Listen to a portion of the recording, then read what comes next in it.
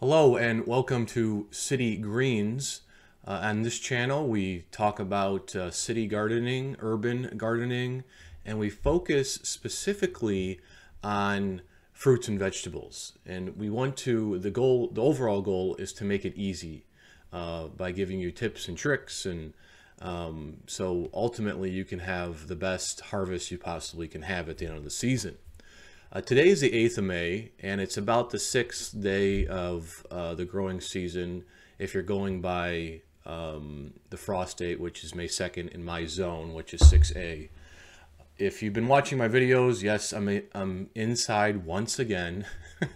I seem to like it inside better than I do outside, it seems like. But it didn't rain or anything last night, but in previous videos, I wanted to talk about my plan, my garden plan, my fruits and vegetable plan, whatever you want to call it. And I have used and stumbled upon the software called Garden Planner, and it's 3. So I'm assuming that's the 3rd version. So I think today what we're going to talk about is really 2 things. We're going to kind of review this software, and we're going to talk about this plan I made. And I just want to let you guys know up front that it is a fantastic piece of software if you're interested in, getting your plan of your yard going. I have not found anything better, and just again a disclaimer, as I did with my other review video, not getting any kickback from this whatsoever. So this is just one, farmer to another. So obviously you can see what I'm looking at here, and this is, I would say, my plan that I'd like to, and let me just scroll down a little bit here, that I'd like to implement. Now, I'm not sure if I'm going to be implementing it this year because there's quite a lot here, and of course it's always a function of, time and money. If you look over here in the vegetable boxes, and let me just kind of do a high overview of this before I start getting into the little nitty-gritty things. So this is my fence, okay, going along here. That's the perimeter. On both sides of here, as you may have seen in my videos, I've taken out the grass here because I just got tired of weed whacking or weed whipping. Along here, it's an epic pain. I mean, this is a good, 140 feet around here, and even on this side, I do that too. So it was just, it was getting too much. So I took that out this year, and again, as you've seen and know, I planted a whole bunch of fruit trees along here, and I spaced them about 6 feet. Probably too dense, probably too close together, but we'll figure that out. I mean, of course, I could always cut these down if it gets kind of out of control, but as of now, this is pretty much to scale. So these bushes, well, they look like little bushes, but these are trees. And I'm probably being generous with these sizes here, actually, because they're probably a little smaller than that. I think I have them, I think, click on here. Nope, that's not it. Click on that. So there we go. Nope, that's not it either. It's hard to pinpoint this with your, there we go. Okay, so I have them 2x2s right now. Well, they're probably not 2x2s. They're probably more like 1x1s. But if I put 1x1s in here, you wouldn't even be able to see them. So to just illustrate it, I've made them big enough that we can talk about it. So yes, this the garden bed here. And then, again, if you've seen in my videos, I have a large log pile back here. I probably have like 8 cords of wood back here. Just to give you some backstory, when I bought this property, this whole area over here was just a mess of trees, even kind of back in here. And 2 years ago now, I think it was, we had a company come out and just level the entire area. So, because ultimately this is what I wanted to do. I wanted to do something extraordinary here in terms of, making an urban farm. And I think I'll accomplish that once I get all this situated. Now, a couple things that aren't here right now. Excuse me. This beehive, not here. And I want bees because I need a pollinator, right? If I'm going to have all this stuff, I need some way to make sure I actually get the harvest. And the behind this fence here are it's houses. All over, probably within, I don't know, there's probably thousands of houses around my house, and none of the other houses are even doing what I do, because I, of course, ride my bike everywhere. But anyways, so I need some way to get all of this stuff pollinated, and that's important. If you are getting a farm together, an urban farm, or even in the country, it's relying on kind of like this, the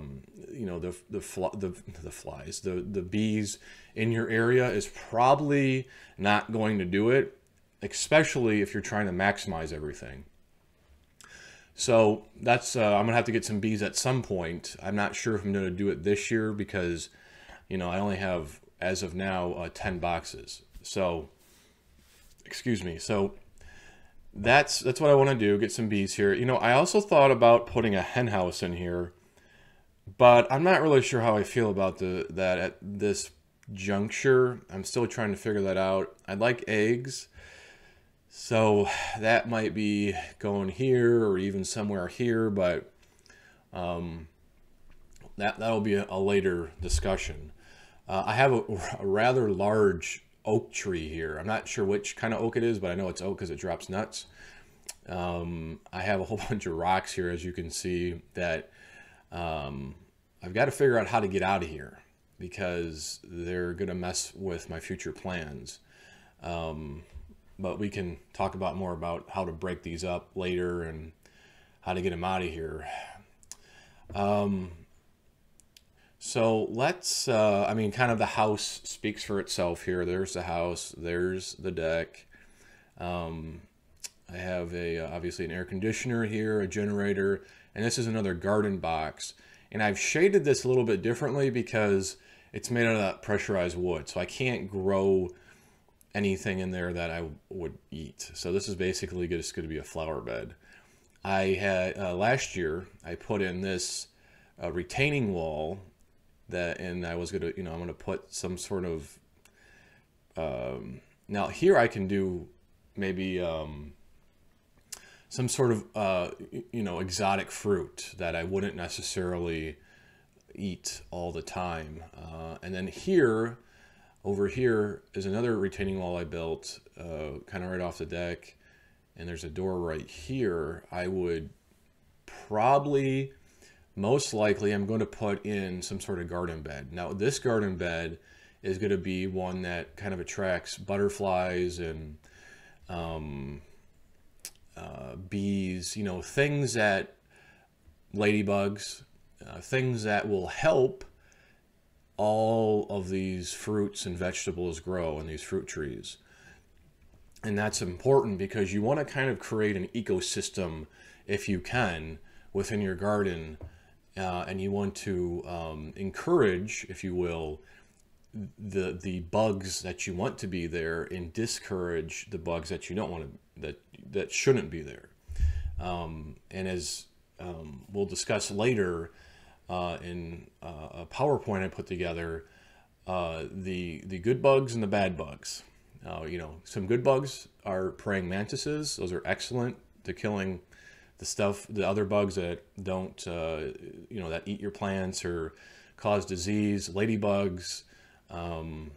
There's certain types of like the wasps that you can get, but I'm not gonna get those because I have kids and I don't want to get. There's a issue, especially since they're young, of them wanting to explore everything, as kids do. So that's basically the overview. Now, I want to talk about this area over here. Okay, so there's housing behind my fence here, and there's housing over here. What I want to do is I want to put these hedges over here, and they're actually pine trees. And these pine trees, according to what I'm reading online, are the fastest growing pine trees. They can grow up to 5 feet in a year. And I'm not remembering exactly what they're called. I think they're called full speed hedge. That's like the I don't know, the name of it, part of the name of it. And one of the issues is I need, I'd have to put them in here, and I will at a later date, probably upwards of 40 of them, because I have to space them about 2 feet. They only get about 3 feet wide, but they get like 30 to 40 feet tall. And I want that because I'm trying to maximize my space back here, because I have other plans back here and other plans back here, which, you know, we can get into later, but it doesn't really impact the garden so much. So ultimately, there's going to be basically this wall of green here, and then another wall of fruit trees here, kind of, you know, making this like a an oasis, if you will. So let's kind of now get more into the meat of the story here. What I have here, and I've broken this into 3 different parts, as you can see. So I have the vegetables in this area, and let's see, I have 4 by, what is it, 6, so that's about 24 boxes that I need, and I have 10 right now, so I need another 14.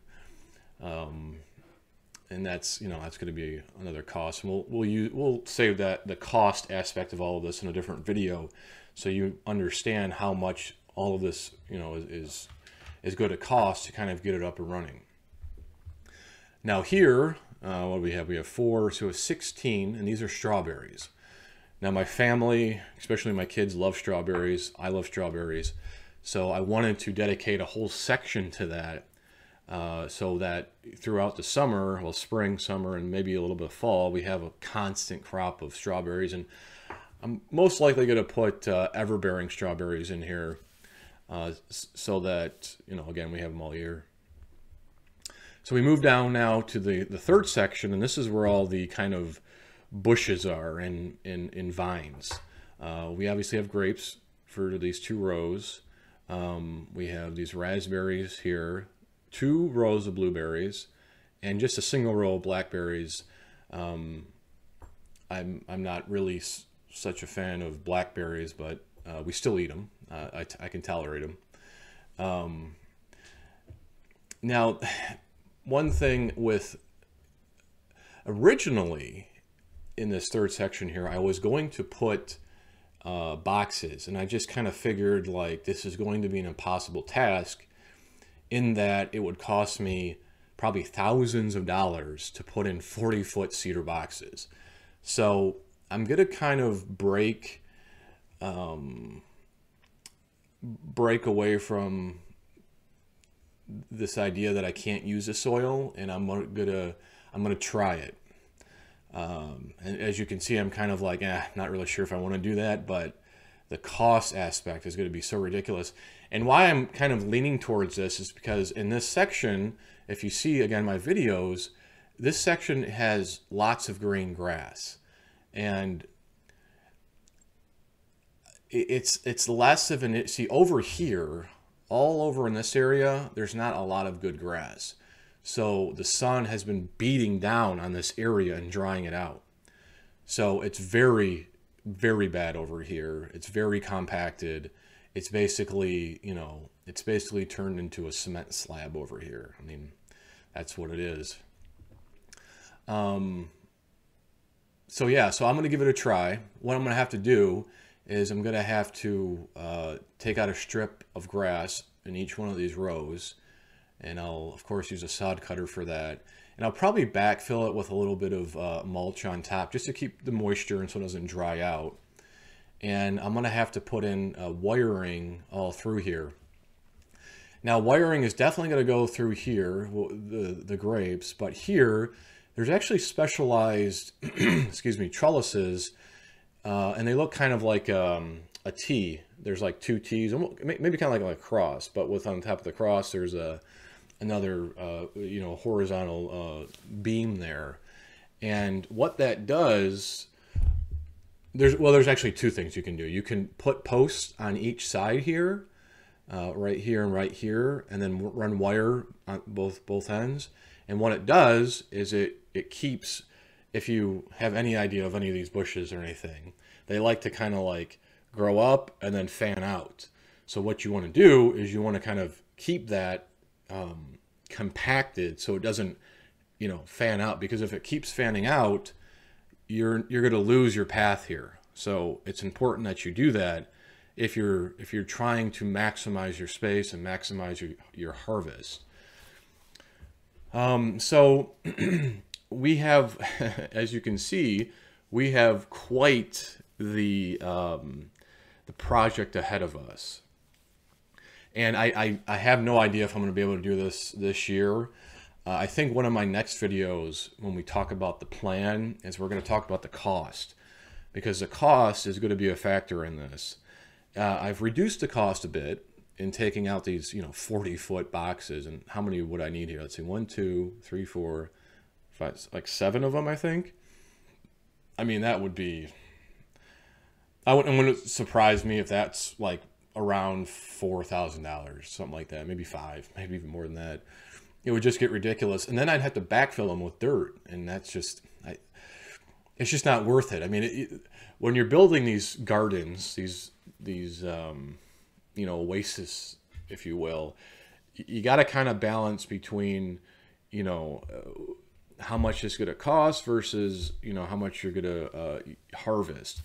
And you got to kind of look out in the future, because this is like a long-term thing. How long is it going to take until I kind of recoup all of this? And I try to keep it, I would say, under probably like 5 years. That might be too short of a horizon, maybe even 10, I would think, for some of this. But, you want to, if cost is an issue, you want to do your best to keep the cost down. And again, we'll talk about that, and we're going to go into specifics of, how much each box costs, how much the dirt costs. We're going to get a figure on all of this to give you an idea. Okay, if you wanted to do something like this, this is how much it's going to cost. It's, just off the top of my head, I'm going to say it's going to cost upwards of $5,000. It might even, I'd say between 5 and 10, actually, 5 and 10K. So, but when everything is going, I mean, you're going to be producing enough food to, not have to go to the grocery store if you don't want to. I mean, you'll need your meats if that's your thing. But you won't have to go to the grocery store for much of anything for, I would say, probably from like June to October. And you could lengthen that more if you can, if you do, canning. So, will it pay for itself in the long run? It certainly will. How long is that going to take? That's another question. So I think that's it for today.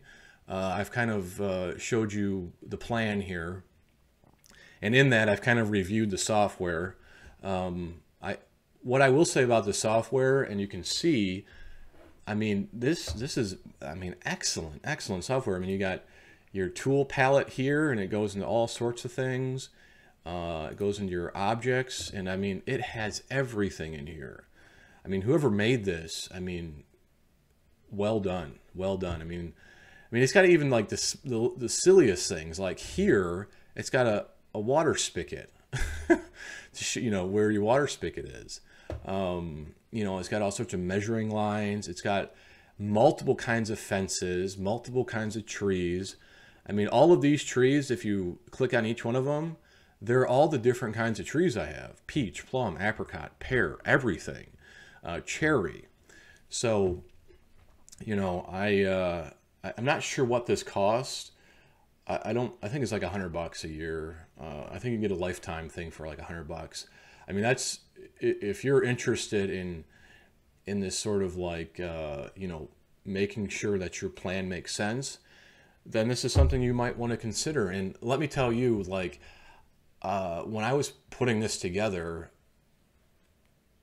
I'm glad I did it this way, because in probably 5 or 6 different cases, I was like, well, no, that doesn't look right. I need to switch it around.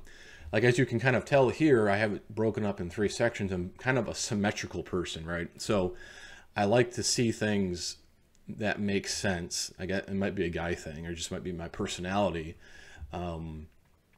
But when I had this going, especially down here in the berries, originally I had the blueberry bushes up here, but then I was like, well, I kind of like the idea that they're in 2s and 2s and 2s, and this one's on the end. So there's just many examples of that sort of thing where I was just like, you know, it's a really good thing, a really good idea to do this, because if you don't do it, you'll get out there and you'll be like, well, no, I want it like this. And then you'll start doing things, and then you go, well, I don't want it like this. It makes more sense the other way.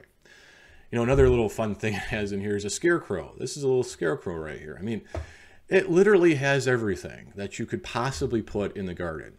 So, you know, anyone, whoever made this, again, I thank you very much, because this has helped me just get the visual down of what I'm trying to accomplish here. Well, that's it for today. I could keep going, but I think I'm going to cut it off here, because we've been recording for a good 20 minutes, it seems like. But we will definitely come back to this over and over again and continue to talk about other things with this plan. You know, I want to put a well in here. So, because as you might imagine, and this is the thing we'll also talk about when we're talking about, well, how much is all this cost, is there's going to be a lot of water that's going to be needed to make sure all of these plants stay healthy and grow. So that's another thing that I want to do. So anyways, let's cut it off here. Have a great day, guys, and I will catch you back tomorrow or the next day. All right. Thank you.